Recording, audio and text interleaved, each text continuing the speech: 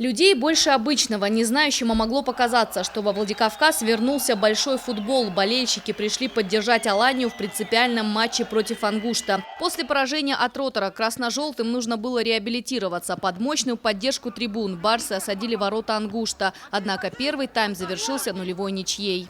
Чего ждешь от сегодняшней игры? Во-первых, красивую игру.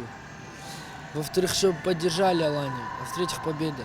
Второй тайм Алания начала не менее активно. Не прошло и 10 минут, как Давид Гатикоев после сольного прохода отправил мяч в сетку. Не обошлось и без ошибок голкипера Ангушта. Хозяева явно были заряжены на победу. Они усиленно атаковали, нанося удар за ударом. Хорошо себя проявил нападающий Ацамаз Бураев, замучивший оборону гостей постоянным движением. На 58-й минуте он успешно реализовал пенальти. 2-0, и болельщики пришли в неописуемый восторг. На трибуне затянули песни, царил настоящий праздник. Алания продолжала атаковать. К сожалению, хозяева подустали и стали допускать ошибки. Ангушт этим воспользовался и сократил разницу в счете. Барсы перешли к более осторожной тактике. Вытянув гостей на свою половину поля, забрасывали мяч вперед нападающим. Вратарю Ангушта неоднократно приходилось исполнять роль последнего защитника. Под конец игра успокоилась. 3 добавленные минуты обернулись формальностью. Как итог, 2-1, и Алания празднует победу.